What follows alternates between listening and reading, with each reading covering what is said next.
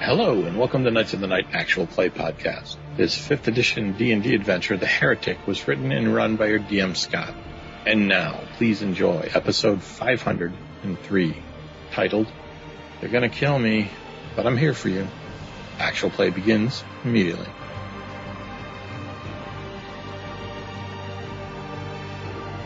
Hello everyone, I'm Scott, your DM for this 5e adventure, The Heretic. With me tonight, starting on my right, is... I'm Tom. I'm playing Alder Rusha, a human male cleric of Amira, and a skill-seeking rogue. Hi, I'm Mike, and I'm playing Marduk, a male half-orc fighter, graduate of the Academy, and an Eldritch Knight in the Fist of Amira. I am Jim playing Grodor. I am a Hobgoblin Warlock and one of the Never Gets a Night's Sleep Fists of Amira, looking for truth, knowledge, and a path through the Cinderwald. I'm John, playing Melody, a female human cleric, third of the Exemplar family Harmony. I'm an ex-ambassador turned political operative for the Fists of Amira. I'm Thomas. I'll be playing Gabrielle D'Angelis. She's a female Aasimar paladin and a holy Fist of Amira whose belief in the importance of our collective destiny drives her ever onward towards her fated oath of conduct. All right, where we last left off. Okay, everyone, we're going to take a brief aside before we go and finish our last bit of this particular session that we played. And we're going to wish everybody a happy holiday. Merry Christmas. Happy Hanukkah. Kwanzaa. Festivus. Yes, all of those and more. Any holidays you want to celebrate, we want to thank you. Have a great new year as well. And what we're going to do is something that I'd like to do every single year, and I should have done before, and I apologize. And that's give a shout out to those members who are listeners, but also patron members who help us keep our account going in the sense that we pay a fee every month to make sure that every single, like we're about to release episode 503, every one of those episodes are available to someone who is a new listener and wants to go back. So there is a monthly fee, and all these people help us pay that. So I'd like to do a shout-out to Undrel, Jason McDonald, Eltree, and Tom Lutz. Thank you very much for donating. I'd like to do my shout-out to Greg Conant, Ari Jukel, and Luke Green. I'd like to shout out to Tommy Vorio, Jonathan Kay, Doug Blythe, and Alan Hicks. I'm shouting out to Oscar Cassell, Jim Hoffman, Steve Arizia, and Peter Humberg. Thank you very much. I'm shouting out to Boons, Strongsad, Emeralis00, and Robert Doust. And lastly, I'm going to shout out Stephen Ryder, Brownie Davis, Porter, and our friends at Misdirected Mark Productions. So thank you all for helping us keep this podcast going. And again, I'd like to wish you all happy holidays and have a great new year. And with that, we'll get back to the adventure. That's when some of the fog to the southwest starts to coalesce into wolves' heads that are actually growling and snarling and snapping. It's like 10 foot of fog by 10 foot of fog. So it's 100 square feet of snapping, snarling, angry wolves' jaws and heads and these blue eyes, the same color as the pathway. You don't see their whole bodies. You just see their heads in their mouths. An occasional paw will swipe out, but there's probably 15, 20 wolves snarling in this gaseous swarm of wolf spirits. And that's what Gabrielle unfortunately runs towards when she bolts from the path. And now we'll start initiatives on regular. She screams. It's really loud. So the wolf spirits appear out of a fog. The fog coalesces, turning purple as it goes, and the wolf spirits are snarling and about maybe 15 feet from Gabrielle down the path that she took. everyone can see them. This is not something that's out of the corner of your eye. This is something that has manifested itself in full, right, not in front of you, but right in front of your eyes as you look towards Gabrielle and her scream. That takes us to Alder at 22. I am stepping slightly to the west and picking up Marduk's spear from the ground. And then I am yelling loud enough so that Gabrielle can hear me. And I am stating, Melody and I are in trouble. We need you. Gabrielle, come here. And then I hold the spear out in front of me towards the wagon. And to Marduk, I'm saying, do I need the spear instead of you? Are you worthless? Come out and help us. And I'm attempting to persuade both of them to get under control. Okay, make a persuasion check, and if you do well in the persuasion check of a DC 15, I'll give them advantage on their next saving throw at the beginning of their next turn to shake off the fear. Okay. God, I would just remind you that I had a natural 1, so. Yeah, I think you penalized yourself enough with dropping of the spear. Okay. So I'm not going to give you worse on that. All right. I don't know if I can, as an action, cast guidance to give myself a little bit of a boost, just in case. Yeah, why not? Okay. You could use your bless that you got. Or I could be given. Well, this is the same thing. It's a die 4, so I'm fine with that. It'll work. And for me, the guidance is a cantrip. It's not going to cost me anything, so to speak. So you take a few seconds to build yourself up. I could do this. You can do this. You're good at this. And then you make your persuasion check. Right. So I only rolled a 9, but even if I roll a 4, it's not going to be enough. But yeah, let's roll it and see what you get. And I rolled a 3 for a total of 12. You shout out to both of them as they are obviously gripped in some terrifying fear, but your words are drowned out by the howling, the incessant howling of the wolves. And you still have a move action, I believe, and then it'll be the end of your turn. No, I moved to pick up the spear. I do have a cunning action. I move around the northern part of this little cove of trees, and I'm standing 10 feet away from Gabrielle. And I'm telling Gabrielle, they're going to kill me, but I'm here for you. Stop running. And that's not a persuasion. That's just me saying goodbye. The wolf spirits move. The fog and the smoke moves and like serpentines and moves forward as the jaws and the muzzles of the wolves lunge out, and it moves into a space that covers Gabrielle. And they attack. The first person they attack, one of the wolves lunges out and attacks Gabrielle. And it has a +5 to its attack. It rolled a 7 for a total of 12. I'm assuming that's a miss, Gabrielle? As long as it doesn't ignore my... Nope, even if it ignored my armor, I think I'd be fine. Well, it doesn't ignore your armor, just so you know. I thought maybe it was ethereal or something. We're good. Right. No, they've coalesced into a physical form, although it's still kind of insubstantial. It still has some solidity to it. A second attack on Gabrielle. A 3 + 5 is 8, a miss. A third attack on Alder with 5-foot reach. One of the wolves' heads comes out of the swirling fog and attacks you and rolls a 5 + 5 is 10, which I'm sure is enough. I have my rapier in my right hand. In my left hand, I have that dagger we picked up from the ground when we fought the assassin.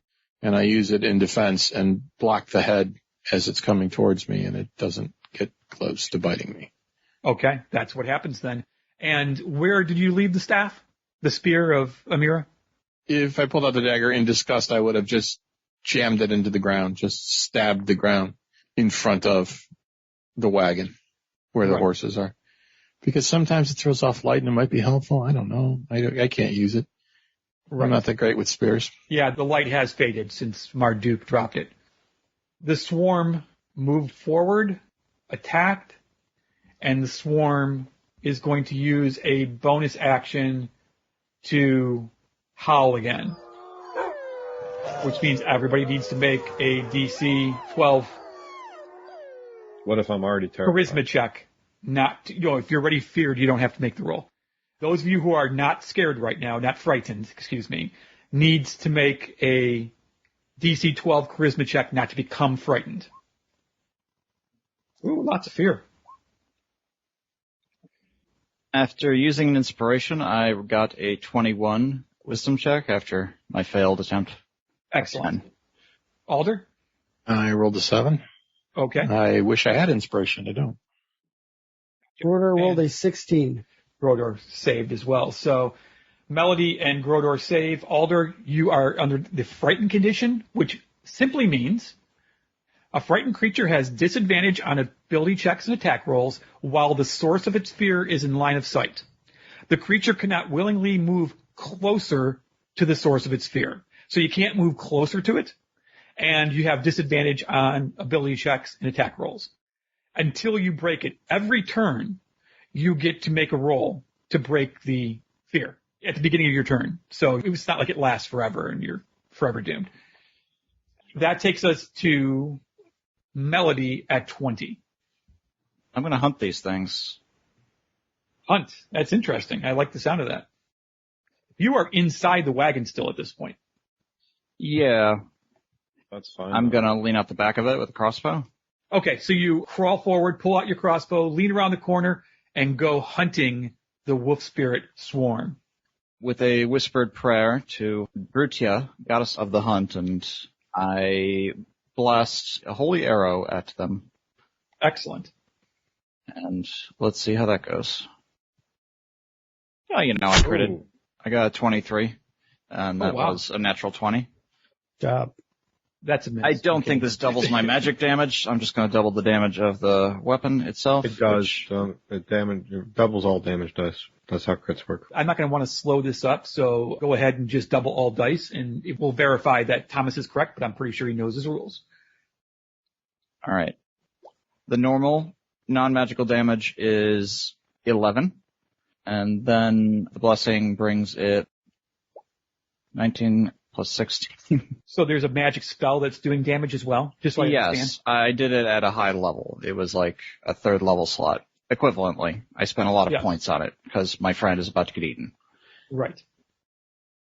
Which is This is probably a glowing bolt that pierces through it, especially after the spear went out. All we have to go by is the flickering of these trees, and just a bright streak goes through the creature, I imagine. Yeah, I'm going to say it goes through, but it actually embeds itself deep inside the cloud as it finds purchase. You did 11 damage of a mundane sort of the crossbow bolt, which doesn't seem to stick as much as you thought. Because it's a swarm and there's no one creature ever in one spot. It's constantly moving and evolving. But the magic that followed up, the magical damage, which is it force damage? What kind of damage is it that the magical damage? It's radiant. Oh, radiant. That's pretty important because... Let me make sure of that. I don't want you to... Well, I already spoiled it. You figured all holy dirt and thing, it's got to be radiant. It certainly would seem to be. Yeah, it is. Okay, radiant damage, I think you said 19 and 16, so 35. Damn. So there is a howl, multiple howls of pain and anguish, and a streak of crimson kind of flows into the purple heads and visages of these wolves.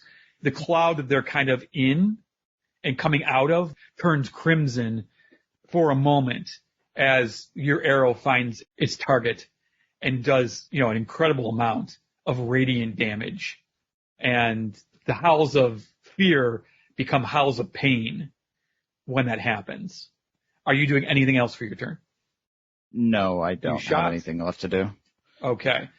That takes us to 14. Gabrielle, you get to make a charisma saving throw to fight off the fear. You can do it. I believe I can. I rolled a 13. I can't remember. The DC was 12. You are no longer frightened. Okay. Then you can see the fire relight in her eyes as she enters Radiant Soul. She sprouts wings and begins to glow with a blue light. An azure light. I can't remember the exact color I used the last 2 times. Sapphire, probably. You have a flying speed of 30 feet. You deal extra damage to the target in radiant equal to your level. She rises into the air just a little bit with a flap for wings. Then I will move southwest just 1 step. Directly across from Alder with her first flap. Does a spin none of you have ever seen her attempt before. And swings with her pole hammer. I get advantage on the attack. All right. That's sweet. Let's try and hit. Oh, I rolled a natural 20. Oh, what a good day. What a good day. Wow. Double crits to smite, start this too. battle off. Pack it in, folks. Do actually probably pack it in. Are you sure it's not to end the fight? It might be. That does 11 plus 4 damage. So, But then I do a smite. When you hit a creature with a melee attack, you can spend a spell slot to deal extra radiant damage, etc. I don't have level 2, so I'm just doing a regular level 1 spell, which adds 2d8 damage. Is it a fiend or undead? I don't think it is. I think it's a fae of some sort.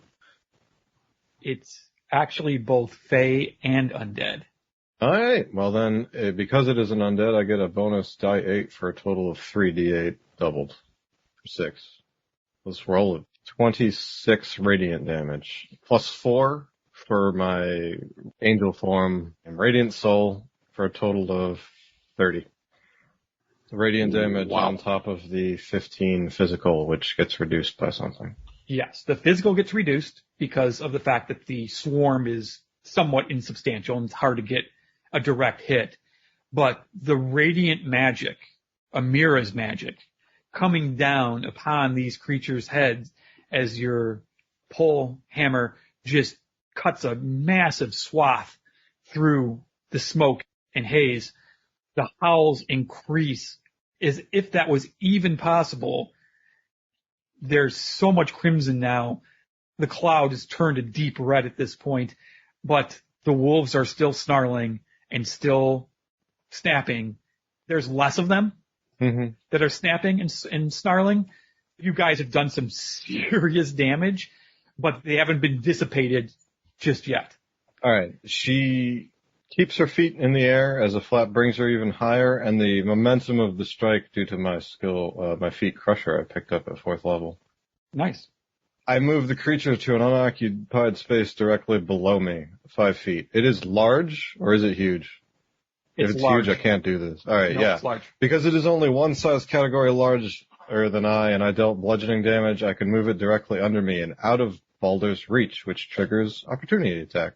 I am going to say yes, that's a great move, but When you score a crit that deals bludgeoning damage, that attacks against that creature are made with advantage until the start of my next turn. So right. Alder, What I'm saying is real quick, 5 if feet. it's not your own movement, if someone else causes you to move, Yeah. you do not initiate an opportunity attack. Is that true? Because I thought I looked it up when I chose this. I'm going to say I'll I look it read up this again. recently and think it is, but why don't you research that off turn, and if it happens, we'll just go back and retcon Alder attacking. Sure. 5th edition. That is Gabrielle at 14. Another impressive turn from the girls today. Melody and Gabrielle are laying down the damage. After that, it goes to Grodar and Marduk tied at 6. I'm going to say Grodor goes first because Marduk is right now affected by the frightened condition. Correct. Grodor, what do you got? Marduk, grab your spear and have some fun. And then I go over to the other side of this tree and I hit the swarm with an Eldritch Blast. So you do. Go ahead and roll, please. Grodor rolled a 24. Yeah, that's a hit. 9 force damage. Excellent. More howls echo out from the creature. More crimson flows into the cloud form. Several more heads disappear and stop snapping out from the cloud.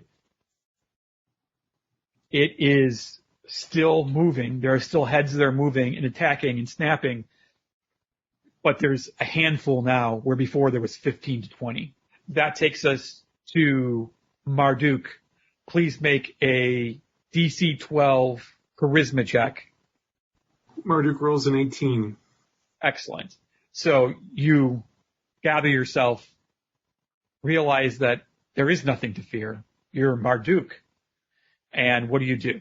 I use my bonus action to summon my spear to me automatically, so wherever it fell, it is now in my hand. Excellent. And then I look up and see where the nearest target is, and I see that mass affecting Gabrielle. It's probably, at least difficult terrain to get out from under the wagon? Yeah, I'd say we'll say 10, because you're kind of crouched, you're not actually crawling. So I'm going to say 10 movement points to get between where Melody and Grodor are. And I will plunge the Spear of Mira into those wolves.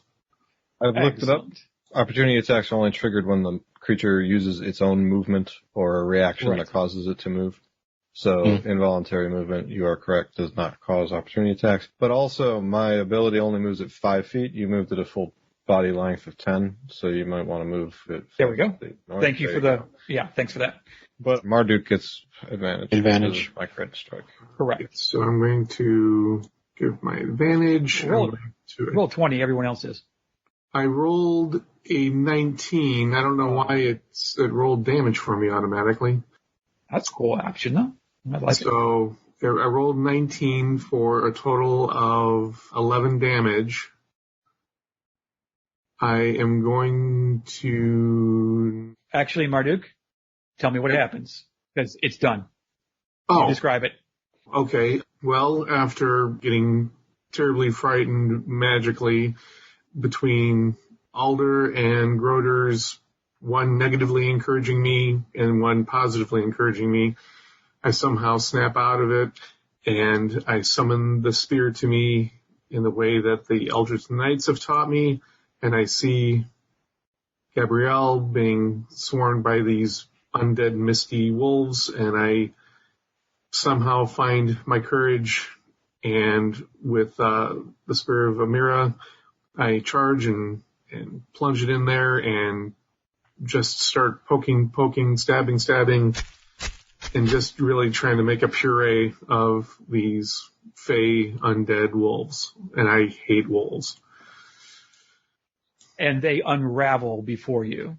The mist completely unravels into nothingness as the echoing, slowly fading howls of the wolves disappear into the night sky. The wolf spirits disappear as Marduk lays them to rest. And that's it. When it becomes your turn, though, Alder, you need to make a charisma check, please. Can I aid? Your turn is after his, so I don't think so, but I don't know if he actually needs to make the check, to be perfectly honest, because the howling has gone away. I think at this point, Alder is no longer frightened and snaps out of what I don't think anyone even knew Alder was frightened, to be perfectly honest, because it happens not on his turn, and he never got a chance to react to it. So, Alder, it's up to you whether you want people to know you were fearful or not. I think my friends would know that. Those that knew me very well would know that I was frozen and not making actions that I normally would. Just, yeah, sure, it wasn't my turn, but I was still standing still instead of... So I imagine the horses were spooked too. The wagon might be like skittering away with me. That's a good question. Why doesn't someone make a charisma check for the horses? How do they do? What's their stats like? I have no idea, but I say horses are pretty damn charismatic. I mean, they're beautiful creatures. So I'm going to give them a +1 on their roll. All right, 1 dice. Here we go. 11. So that's 11. They needed a 12, so one horse gets spooked. What does the other horse do? Laughs. The other horse is not spooked. And so the wagon kind of pulls in one direction. It swings around and kind of smacks into the tree. Not really hard, just with enough force to jostle you back there, Melody. She falls out the back of the wagon. She was already leaning out of it. She was. So she collapses to the ground. And the very next turn, before it gets out of control, Marduk or anyone else can run up to the horses and try to calm them again if they would like. I'm not sure if anyone's better than me. I'll take a crack at it. Okay, so Gabrielle. Oh, Dashes what's back. a natural 20? This third of the night? Second for me. That is. I think it might be the Just fourth of the night. Two in combat. Descend on the light of Amira to these horses and A gentle them. beautiful flying angel graces upon them and says, "Worry not, creatures, big and small. I'm here to watch out for you." Oh, come on, you pulled some peppermints out of your pocket. Absolutely. I had an apple I didn't tell anyone about. And it's All right, just there for is you. literally nothing left of the wolf swarm. You can all get back to your wagon and get back underway or talk about the battle or however you want to handle it. In my opinion, we should push on. It seemed that the fear and the noise and eventually the wolves were a slow build, and I imagine they're starting to build already again. Yeah, I say keep moving before something else happens. We can talk while we're moving if we need to. I don't Okay. think we need to. Says Alder, a little bit pissed. Not pissed. No, Because- I'm pissed. No. Listen to me. Hear me out. Not pissed because you seem to be being drained of emotion in the area that you're in. Remember how I said you're despondent and it seems like you're leaking emotion? It's really hard to get pissed. You might be perturbed, mildly ticked off, but put out, yes. But getting pissed is just an emotion. It's really strange because you feel it inside. Like you want to be pissed. And yet you can't seem to summon the effort it takes to be pissed off. I'm pissed at myself. For not I'm being not able to get pissed at pissed. anything externally. I'm Gotcha. perfectly fine with being pissed with myself. I'm angry at myself. I don't know that I wouldn't be just because this place is eating emotions. Maybe. I don't know. But the anger is not at anyone or anything except myself for what just happened. Fair enough. And it didn't sound like anyone was objecting. So the wagon starts moving again under Marduk's direction. And Rodor takes his place towards the front of the wagon, walking on the path. And Alder and Gabrielle take their places to either side of the wagon on the path. And Melody climbs back in to the back of the Sits wagon. on the back plank and tries Okay. to shake the soot out from her clothing. Yes. It is I guess very the ash. ashen. Soot is kind of like from a fuel. Right. This is ash of an unknown type. And so you continue to move forward. About another half hour or so of traveling, you start to hear wolves again in the distance, starting to howl. It's way in the distance, so you think based on what just happened, you've got some time still. You still hear the moans. You still see the movement in the corner of your eye of these various humanoid type shapes. Nothing approaching you at all, almost like they're stalking you or following you through the shadows of this forest with blazing purple light. Eventually, the trees then give way to what looks to be an enormous clearing.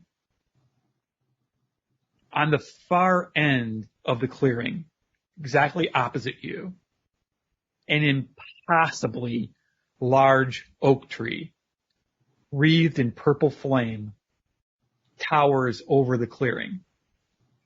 Before the oak, a large hedge maze fills much of the clearing. The walls of the hedge maze are at least 20 foot high. It almost looks like it's a maze made of hedges, but it looks like a citadel of some type, like some type of domicile. The glowing lights lead right into the maze. And then stop, I imagine. They're just going to show us the way. You can't tell because it goes into the maze and there's a corner that turns, and you can't make it quite out whether or not the path still guides you or whether it How long has doesn't. it been since our fight? It's been a half hour. Okay. For 10 minutes I can fly, so I could have taken a peek. But, the wings are gone by now. Okay. Comes the brakes. Well, I don't know that. So Melody nudges you and says, we're just going to fly over, right? Once a day. I think I went over this. My blessings are only temporary. I'll need to take a long sleep before I can do that again. Alright. I wasted it in my fright. Well, I mean, don't know if it was a waste, but I certainly used it for the day. You'll have to ask someone else, I'm afraid. well, I don't know how to fly yet, so she shrugs. I guess we're gonna have to do a maze. Do I remember a maze? No, when you came to the clearing, it was just a clearing. There wasn't a maze. If you ask me, somebody's putting roadblocks up so we can't get to where we need to go. Could This be. is just another one. It could be a test. I mean, the veil has to be pretty thin for that wolf to have manifest. I can imagine there are forces at work here interfering. Makes sense. I imagine it might be a test for people less worthy than one such as you, a person who literally came here of their own free will on pilgrimage. Could be. Suppose we'll find out during the maze. If they lead us right through, it's not much of a test. I wouldn't complain. No. Going back is definitely not an option, so I think we should go forward. I mean, when you put it like that, there's hardly a choice. Wagon ain't gonna fit in there. We Yeah. can leave it on the outside of the maze, I suppose. I'm assuming there's something at the center of the maze. The tree, obviously, but Should we tie ourselves together so we don't get separated? Didn't think about that as an option, but now that you've said it, it sounds like a worthy precaution.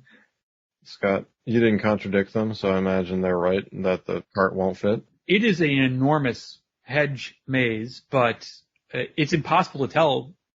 I mean, the opening is large enough for the cart, but once you get inside, you have no idea. Yeah, if we lose the cart, we lose the cart. We'll keep the horses and we'll carry as much freight as we can, but I think we should take it with us as far as we can go. There's no guarantee we'll come out the same edge of the maze we went in on. We could take the cart as far as we comfortably can. If it gets stuck in the maze, then... Shit. Yeah, I Shit, mean, it was we're given fucked. to us for free. We'll take as much of the stuff as we can and buy another cart on the way out, maybe? I don't know. What do you think, Alder? I'm pretty sure we can't make the horses turn around. If it's not wide enough to turn a cart around in, it might be wide enough for a cart to go down. I Want to abandon it? I now? honestly don't think that any of this is normal. If we are going to meet someone who is helping us, is the maze protecting them? Or is it, as Grodor might have suggested, something trying to block us? We still hear the wolves. They're getting louder. Do we want to endanger these horses? Are they I know dimmed the in this cart road? isn't terribly important, If but we leave the cart behind with the horses, then they all die. I don't understand the alternative you're suggesting here. Take the horses, leave the cart right now, abandon it before it's an option, before it's necessary. no, we can try to take the cart through as Grodor suggested. If it becomes too small, we can unconnect the horses and take them, leave the cart. If it succeeds, then we don't have to unload it. If it doesn't, we have to unload it either now or then. It doesn't really matter. No? You said something? Where is it? Yeah, I have a chest in here with a lock on it.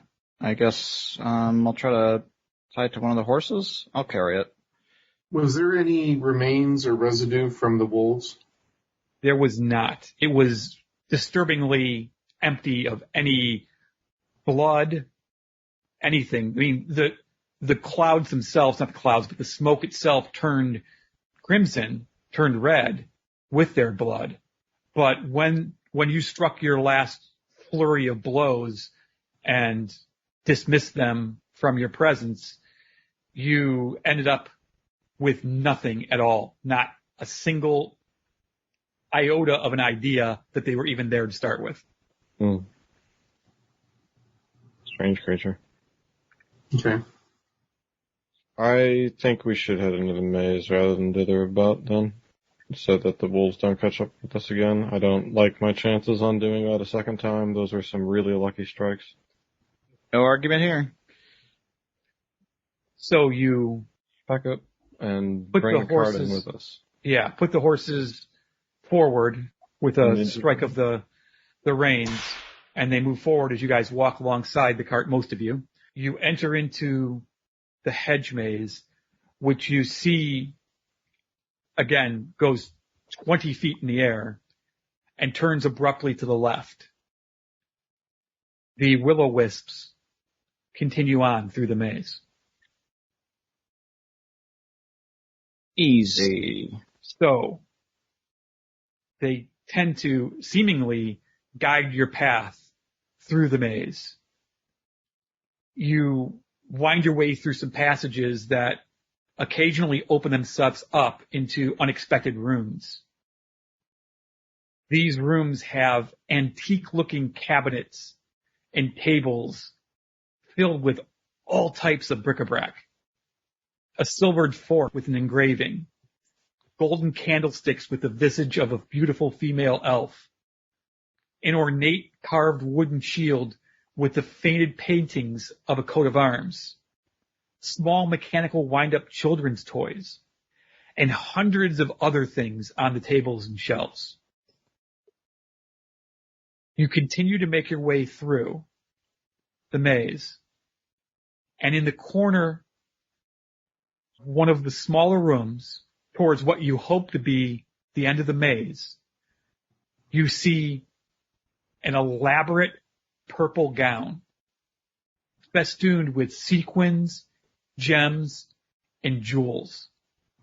And Marduk, you are absolutely stopped in your tracks. A flood of memories come back. You recognize that gown. That was worn by your queen, the Lilac Queen, when she ruled the Everwold, before it was ever the Cinderwold, when she ruled the Everwold in your past.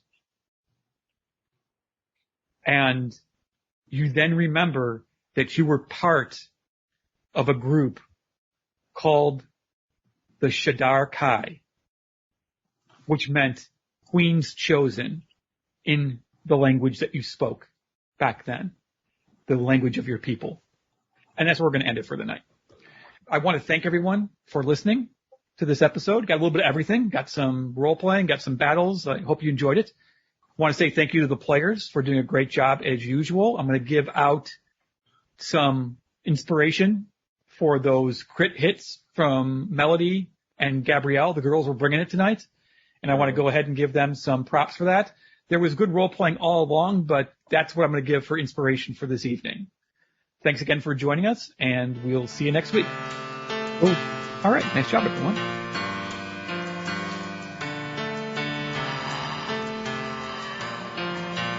Thank you for listening to Knights of the Night Actual Play Podcast.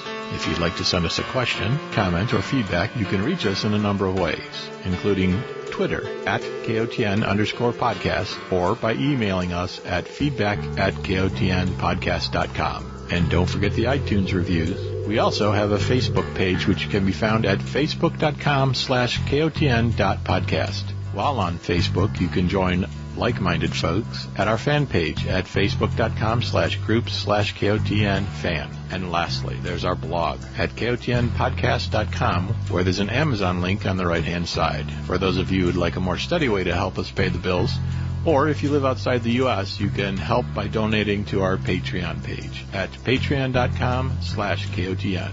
And please remember to join us next week for more mystery and adventure.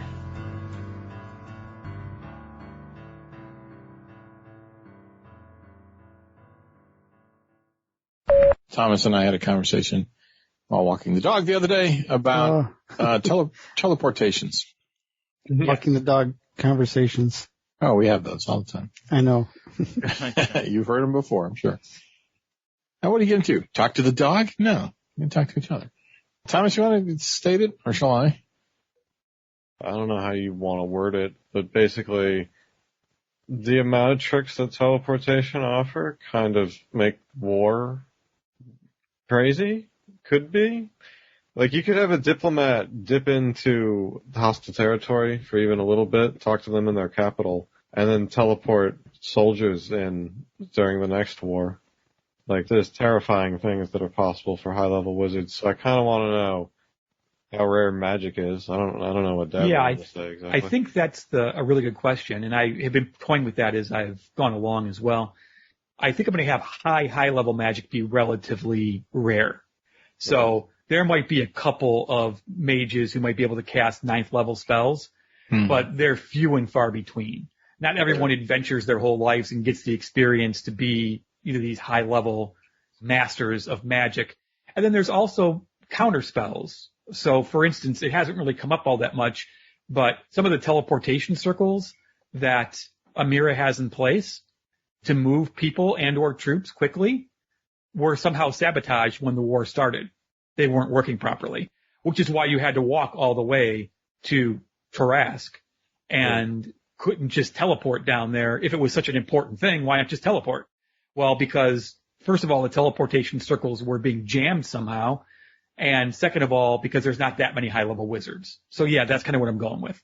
I also suggested that perhaps one of the reasons we were selected as Fist of Amira is because it was foreseen that we would be higher than the average level, that we could be more powerful than is the norm.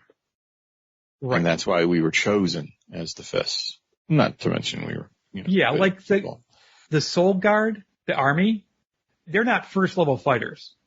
They're less than that. So even at first level, you're more powerful than the conscripted regular of the Soul Guard. Now, sure, the captain of the Watch, the Soul Watch in Travail, when you were in the Temple of Amira and he was protecting Vanna, he was 3rd or 4th level. He was up there because he had lots of skill and he was in position of command. But that was one of him. Yeah, that's one person, not the whole Watch. The Watch would be a bunch of people who were 0 level. Not that there is that. Just more like regular scrubs than fighters. You would need 5 or 6 first warriors to attack a group of first level people. You need a big group of them to want to attack. Maybe more than 5 or 6, maybe more like 8 or 10 to attack a first level group of adventurers. If that makes sense. Mm-hmm. So really powerful people are going to be relatively rare. Okay. Like Vanna herself, which was a high priestess of Amira, and probably the next pillar since her husband died of Travail, she was a commoner. She didn't have any special powers or anything. She got stabbed once and she went down. Yeah. And that was a good explanation of what we were talking about, Thomas. So thank you. Okay. Good. You're welcome. So you're wondering why, if teleportation's a thing, how does that change how wars... Line fighting wouldn't exist. We'd be on spec forces if you could just hot drop a squad of high-level adventurers in the middle of the capital. But I presume that wasn't what was going to... We're going to invent that, clearly. But, I don't think it's normal yet. Yeah, maybe you can almost say, just to try to balance it out, is that it took a lot of effort just to send one person over.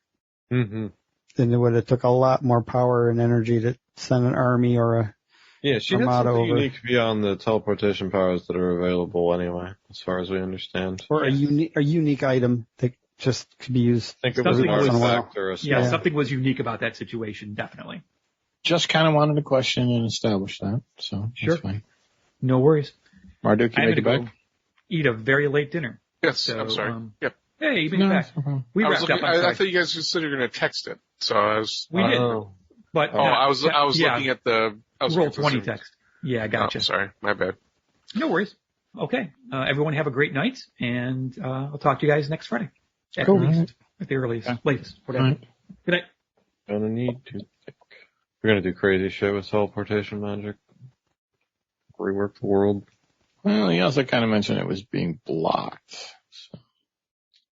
So. They blocked pre-existing teleportation circles. We can do better. Teleportation could be a very wicked weapon.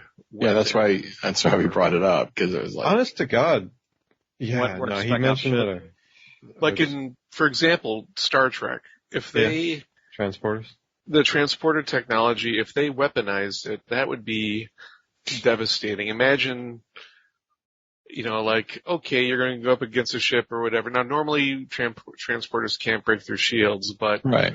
you can just beam out a section of a hull or the containment in their engine room Or beam in a bomb. Or Yeah. I mean, it's, in fact, I think in the Star Trek Online game, that's one of the special abilities of the Section 31 special ships. I've never played FTL. That's sick. I love that the Spec Forces figured it out and nobody else yet. Yeah, you have the option to beam torpedoes directly aboard your enemy vessel. Terrifying. It's pretty fun. It's pretty fun. So do they have like better disruptors or I forget, no phasers, no, I forget what the big starship anti-beam weapons are. Something to take out enemy shields though. Oh yeah, they have all sorts. I tell you what, the game has some weaknesses, but considering the sheer volume of free content that game gives you, it's pretty astounding. Yeah, it kind of seems like some of the Star Trek nerds' lore dreams, just like the ability to do whatever they wanted in the Star Trek universe. Nice that they have that available. That's going to just cover her no matter what for some reason. So sorry about that, Gabby. I think you can right click and say what level it is on the surface or not. I'm not sure. You can go to different levels, but I want everyone on the same token level. So I'm not sure if that works. Maybe it says that. They put to front. It'll be on the same layer. It's just like when something gets placed, it gets placed on top of everything that's already been placed. And since the spirit came on last, that's where it is. I'm going to move her to front. There you go. Yeah, I just right-clicked on Gabrielle and said to front, and she went to the front. Okay. So the wolves move forward with alacrity, with speed. Change the color up. Yeah. I'm not, it's a thing. I can't, it's not, it's like my heraldry. I can't just change the colors. I say, Grodor, grab your spear and... No, you said your own name. I'm sorry. We've got about 15 minutes left in the night, so let's end it on, we'll end it on a cliffhanger. I've got one in mind. If you guys want to talk for a little bit anyways on what just happened. Yeah. Other possible titles for this episode that were available for voting on the Facebook fan page were You Pulled Some Peppermints Out of Your Pocket. The Wings Are Gone Now. Worry Not, Creatures Big and Small. All Types of Bric-a-Brac. Shadarkai. And I Blast a Holy Arrow at This Thing.